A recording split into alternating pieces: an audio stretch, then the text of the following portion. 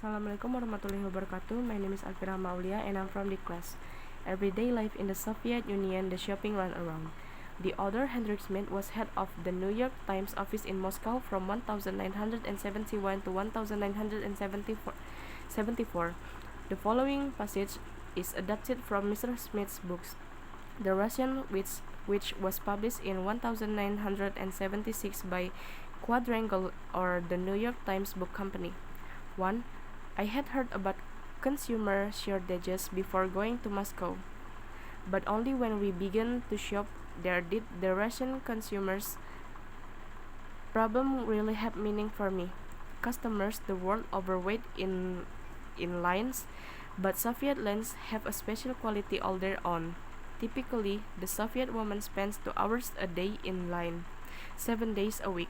Personally, I have known of people who stood in line 70 minutes to buy 4 pineapples and 3.5 hours to buy 3 large heads of cabbage, only to find the cabbages were gone as they approached the front of the line. Lines can run from a few yards to nearly a mile. Some friends of ours watched a line of people in Moscow signing up to buy rugs.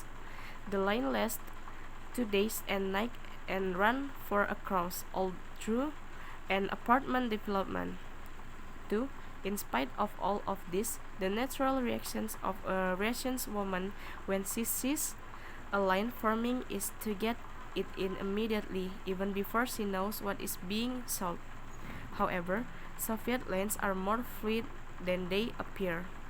In most stores, for example, shoppers must stand in not 1 but 3 lines for any purchase. The first, to select a purchase and find out its price. The second, to pay a cashier somewhere else in the store and get a receipt. And the third, to go pick up the purchase and turn in the receipt. 3. But in a dairy store one morning, I found out that the game is both simpler and more complex than that. I went in to buy some cheese, butter, and bologna sausage, which were in 3 separate departments, each with its own 9 lines. 4. Rather quickly, though, I noticed that experienced shoppers were skipping the first stage.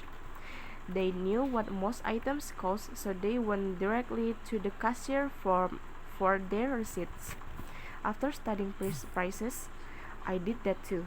Then I went to the cheese line, the longest, probably 20 people, to get the worst over with first.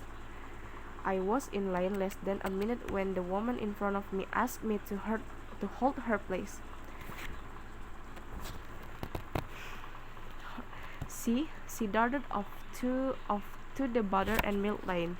The cheese line was moving so slowly that she got her butter and milk and returned before we had advanced 3 feet. I decided to take the risk too, and I got back with my butter while the cheese line was still inching along. 5. Then it suddenly occurred to me that all over store, people were getting into line, holding place, leaving and turning. Everyone was using the cheese line as home base. That was why it was barely moving. It kept expanding the middle. So I get the man behind me to hold my place, and I went off to buy my bologna. Once again, it worked. It took me 22 minutes to buy butter, sausage, and cheese. But instead of being furious, I felt as if I had beaten the system. 6. This competitive shopping gives an atmosphere of tension to Russian life.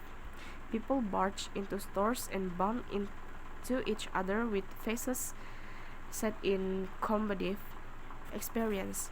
You have to understand, said a kind, gray-haired person, that for as long as we can remember, shopping has been struggle. Life is struggle. 7. There is hardly any effective advertising to help shoppers.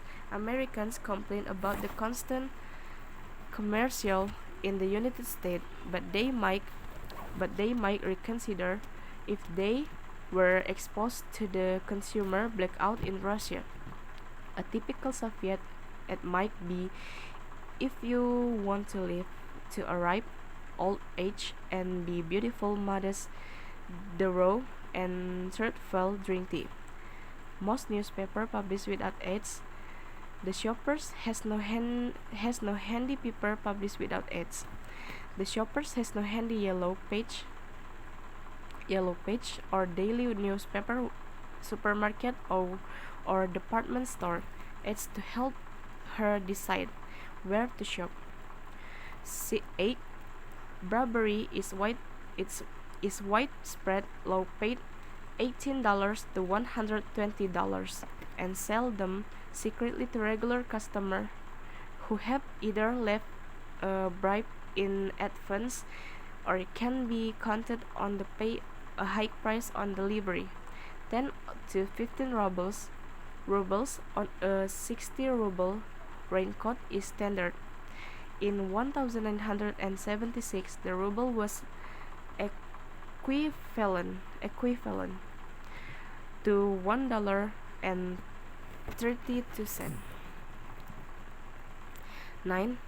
So common is this practice that the Soviet press is always complaining about it, but it doesn't do any good. Crocodile, the Soviet humor magazine, once showed a department store employee